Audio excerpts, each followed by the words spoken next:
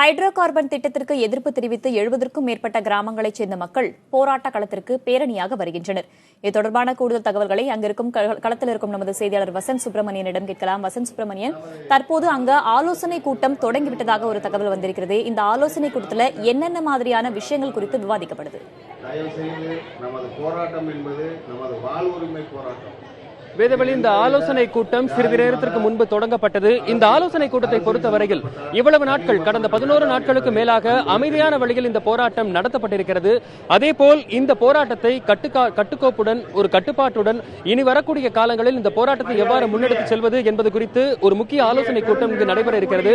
அதேபோல் இந்த போராட்ட குழுவினர் நாளை மறுதினம் முதல்வரை சந்திக்க இருக்கிறார்கள். அப்பொழுது என்னென்ன விஷயங்கள் குறித்து முதல்வரிடம் தெரிவிக்க வேண்டும் என்பன போன்ற பல்வேறு விஷயங்கள் எல்லாம் இந்த ஆலோசனை கூட்டத்தில் பேசப்பட இருக்கிறது. இந்த ஆலோசனை கூட்டத்தை பொறுத்தவரையில் இங்கு சுற்றி இருக்கக்கூடிய 70க்கும் மேற்பட்ட கிராமங்களைச் சேர்ந்த மக்களுக்கு அழைப்பு விடுக்கப்பட்டிருந்தது. அப்படி அந்த 70க்கும் மேற்பட்ட கிராமங்களைச் சேர்ந்த ஆயிரக்கணக்கான மக்கள் பேரணியாக இந்த ஆலோசனை கூட்டத்திற்கு வருகை தந்து கொண்டே இருக்கிறார்கள். இந்த இடத்தில் பிரம்மாண்டமாக கிட்டத்தட்ட தற்போது வரை 2000க்கும் மேற்பட்டோர் இந்த ஆலோசனை கூட்டத்திற்கு பங்கேற்பதற்காக வந்திருக்கிறார்கள். மேலும் பலரும் பல்வேறு அருகில் இருக்கக்கூடிய ஊர்களில் இருந்து இந்த ஊரை நோக்கி வந்து கொண்டே இருக்கிறார்கள். ஆனாலும் பக்கத்து இந்த ஊரை சுற்றி இருக்கக்கூடிய பகுதிகளில் ஒரு கடுமையான வாகன தணிக்கை என்பதையும் இருக்கிறது, அதையும் நாம் பார்க்க முடிகிறது. ஆனால் இங்கு ஆலோசனையில் ஈடுபடுவதற்காக இந்த மக்கள் வந்திருக்கிறார்கள். நெடுவாசல் மக்களோடு கைகோர்த்து நாங்கள் நிற்போம், இந்த போராட்டத்திற்கு அமைதியான வழியிலான இந்த போராட்டத்திற்கு முழு ஆதரவை நாங்கள் தருவோம் என்று கூறி அவர்கள் தற்பொழுது ஆதரவினை தந்து கொண்டே இருக்கிறார்கள். இந்த நெடுவாசல் பகுதியை சுற்றி இருக்கக்கூடிய கிராமங்களான நாடியம், நாடாங்காடு, கருக்காக்குறிச்சி, வடகாடு, வானக்கன்காடு, கோட்டைக்காடு, ஆவணம், கைகாட்டி போன்ற பல ஊர்களைச் சேர்ந்த மக்கள் தொடர்ந்து இந்த பகுதிக்கு வந்து தற்பொழுது இந்த ஆலோசனை கூட்டத்தில் கலந்து கொண்டு ஒவ்வொரு ஊரிலும் ஒவ்வொருவர் என்ற வீதத்தில் அவர்கள் தற்பொழுது இங்கு பேசி வருகிறார்கள். நெடுவாசல் மக்கள் அமைதியான வழியில் எந்த போராட்டத்தில் ஈடுபட்டாலும் அந்த போராட்டத்திற்கு தங்களுடைய ஆதரவு முழு அளவில் இருக்கும். பெண்கள், இளைஞர்கள், மாணவர்கள் அனைவருமே இந்த போராட்டத்திற்கு ஆதரவு தெரிவிப்போம் என்று அவர்கள் கூறியிருக்கிறார்கள். தற்பொழுது இந்த போராட்டத்திற்கு ஏற்பாடு செய்திருந்த இந்த நெடுவாசல் பகுதியைச் சேர்ந்த ஒருவர் இருக்கிறார், நம்மோடு அவரோடு பேசலாம். வணக்கம் சார், இந்த போராட்டத்துக்கு நீங்க எப்படி அழைப்பு விடுத்திருந்தீங்க? இவ்வளவு பேர் வந்திருக்காங்க, நீங்க அழைப்பு விடுத்ததுக்கு இவ்வளவு பேர் வந்திருக்கிறது நீங்க எப்படி பாக்குறீங்க? இது எங்களுடைய வாழ்வாதாரம். நெடுவாசல் கிராமம் மட்டும் கிடையாமல் எங்களுடைய நெடுவாசல் கிராமத்தை சேர்ந்த சுற்றுவட்ட ஒரு 100 கிலோமீட்டர் சரௌண்டிங் உள்ள மக்கள் எல்லாருமே இந்த ஹைட்ரோ கார்பன் திட்டம் பாதிக்க போகிறது. இது எங்களுடைய வாழ்வாதாரம். அதாவது எல்லாமே எங்களுக்கு பேசிக்காவது நாங்கள் எல்லாருமே ஒரு விவசாயி தான், விவசாயம் சார்ந்த மக்கள் தான். மற்ற எந்த தொழிலுமே எங்களுக்கு கிடையாது. என்னன்னா எங்க மண்ணில் எல்லா வளமே இருக்கிறது. முக்கணி, வாழை, நெல், கரும்பு, எள்ளு, உளுந்து, எந்த பொருளையும் பூ முதற்கொண்டு மல்லிகைப்பூ, கனாம்பூர் அனைத்துமே இந்த பூமியில் ரொம்ப அருமையாக விளைகிறது. அதனால எங்களுடைய முதுகெலும்பையும் எங்களுடைய கழுத்தையும் நெரிக்க வேண்டாம் என்று இந்த மத்திய அரசுக்கு ஒரு வேண்டுகோள் விடுகிறோம். இந்த திட்டம் நீங்கள் நாங்கள் அந்த அரசுக்கு எதிராக எந்த ஒரு இதையும் நாங்கள் இந்த திட்டம் எடுக்க வேண்டாம் என்று சொல்லவில்லை. எங்களுடைய விவசாய நிலத்தை, இந்த டெல்டா மாவட்டத்தையும் பசுமையுள்ள எங்கள் சோலைவனத்தை அழிக்க வேண்டும் என்றுதான் மிகவும் தாழ்மையுடன் இந்த அரசுக்கு ஒரு வேண்டுகோள் விடுகிறோம். அதாவது வளர்ச்சி என்பது ஆரோக்கியமாக இருக்க வேண்டும். ஒரு வளத்தை அழித்து விட்டு அந்த வளர்ச்சி என்பது இருக்கக்கூடாது. முழுக்க முழுக்க விவசாயம் சார்ந்த பூமியாக இருப்பதனால் இதற்கு அவர்கள் இந்த போராட்டத்திற்கு ஆதரவு தெரிவிக்கிறார்கள். இந்த போராட்டத்திற்கு ஏற்பாடு செய்திருந்த இன்னொருவர், இந்த ஊர் சேர்ந்தவர், அவர் நம்மோடு இருக்கிறார், அவரோடு பேசலாம். இந்த போராட்டத்துக்கு ஆதரவு எப்படி இருக்குன்னு நினைக்கிறீங்க? இந்த ஆலோசனை கூட்டத்தில் என்னென்ன முக்கிய விஷயங்கள்லாம் குறித்து இதுல பேச இருக்கிறீங்க? இந்த ஹைட்ரோ கார்பன் திட்டத்தை எதிர்த்து இன்று 12 நாட்களாக எங்களால் அறப்போராட்டத்தில் ஈடுபட்டு செயல்பட்டுக் கொண்டிருக்கின்றோம்.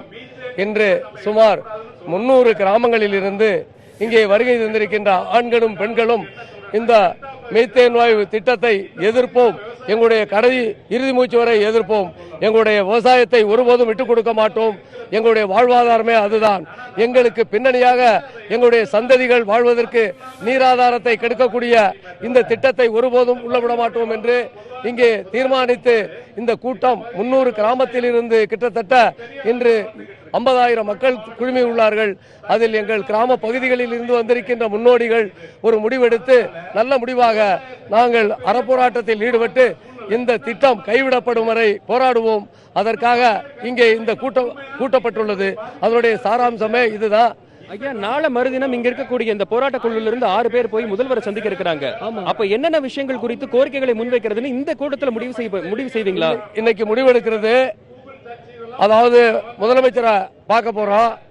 அந்த கூட்டத்தில் நாங்கள் எடுக்க வேண்டிய முடிவுகள் என்னவென்றால், உடனடியாக இந்த பகுதி முழுக்க வேளாண்மையை நம்பி வாழுகின்ற பகுதி, உலகிலேயே சிறந்த வேளாண்மை நடக்கக்கூடிய பகுதி, இதை நம்பி பல்வேறு மாநிலம், பல்வேறு நாட்டு மக்களுக்கெல்லாம் உணவளிக்கக்கூடிய பகுதி.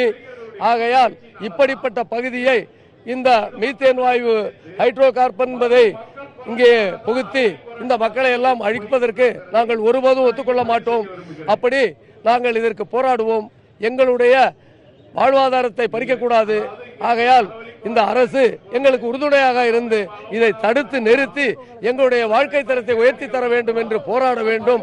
இந்த தமிழகத்துடைய முதலமைச்சராக நீங்க பொறுப்பேற்றிருக்கின்ற போது மிகப்பெரிய திட்டமான வாழ்வாதாரத்தை அளிக்கக்கூடிய பாலைவனமாக்கக்கூடிய இந்த திட்டத்தை நிறுத்தி எங்களை காப்பாற்றி தர வேண்டும்.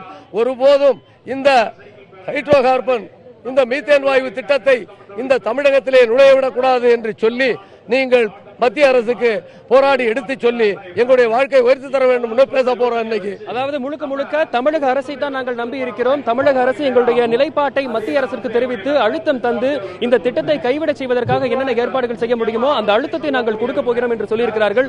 இந்த போராட்டத்திற்கான ஆதரவு முழு அளவில் இருக்கிறது. நீங்கள் பார்க்கலாம், அனைவரும் தங்களுடைய வாகனங்களை இந்த ஊருக்கு வெளியிலேயே நிறுத்திவிட்டு நடந்து வந்து இந்த போராட்டத்தில் இந்த ஆலோசனை கூட்டத்தில் பங்கேற்றிருக்கிறார்கள். அதே போல் இங்கு வந்திருப்பவர்களுக்கும் பல்வேறு ஏற்பாடுகளும் செய்யப்பட்டிருக்கிறது. அனைவரும் உணவருந்தும் வகையில் ஆயிரக்கணக்கானோருக்கு இங்கு உணவுகளும் சமைக்கப்படுகின்றன போன்ற பல்வேறு ஏற்பாடுகளை செய்திருக்கிறார்கள். தொடர்ந்து தமிழகத்தை அச்சுறுத்தக்கூடிய இதுபோன்ற திட்டங்களுக்கு நிரந்தர தடை விதிக்க வேண்டும், விவசாயத்தை காக்க வேண்டும் போன்ற பல்வேறு விஷயங்களை முன்வைத்து இந்த போராட்டம் தற்போது நடைபெற்றுக் கொண்டிருக்கிறது. ஒரு ஆலோசனை கூட்டத்தின் முடிவில் அடுத்த கட்டமாக இந்த போராட்டம் கட்டுப்பாட்டுடன் கட்டுக்கோப்புடன் ஒரு அற வழியில் அமைதியான வழியில் விரும்பத்தகாத எந்த ஒரு சம்பவங்களும் நடைபெற்றுவிடக் கூடாது என்பதற்காக இந்த கூட்டத்தில் பல்வேறு முக்கிய முடிவுகள் எடுக்கப்படுகிறது. அதே போல் இந்த கூட்டத்தின் முடிவில் ஒரு தலைமையின் கீழ் இந்த போராட்டம் எல்லாம் முன்னெடுத்து செல்வதற்கான நடைமுறைகள் வகுக்கப்பட வாய்ப்பு இருக்கிறது. இந்த விரும்பத்தகாமல் பல்வேறு யாரேனும் இந்த கூட்டத்திற்குள் புகுந்து விடாதபடி இந்த போராட்டத்தில் யாரெல்லாம் பங்கேற்கிறார்களோ அவர்கள் ஒரு தலைமையின் கீழ் ஒருங்கிணைக்கப்பட்டு இந்த போராட்டத்தை முன்னெடுத்து செல்வதற்கான வழிமுறைகளும் ஏற்பாடுகளும் இந்த ஆலோசனை கூட்டத்தில் முடிவு செய்யப்பட இருக்கிறது. இன்னும் சிறிது நேரத்தில் இந்த ஆலோசனை கூட்டம் முடிவு பெற்று இந்த ஆலோசனை கூட்டத்தில் என்னென்ன முக்கிய விஷயங்கள் குறித்தெல்லாம் பேசப்பட்டு முடிவெடுக்கப்பட்டிருக்கிறது போன்ற பல்வேறு விஷயங்கள் தெரிய வரும். வேதவள்ளி, வசந்த், அரசியல்வாதிகள் அல்லாமல் வேறு எந்தெந்த அமைப்பை சேர்ந்தவர்கள் இந்த போராட்டத்திற்கு தங்களது ஆதரவை தெரிவித்திருக்கிறார்கள்?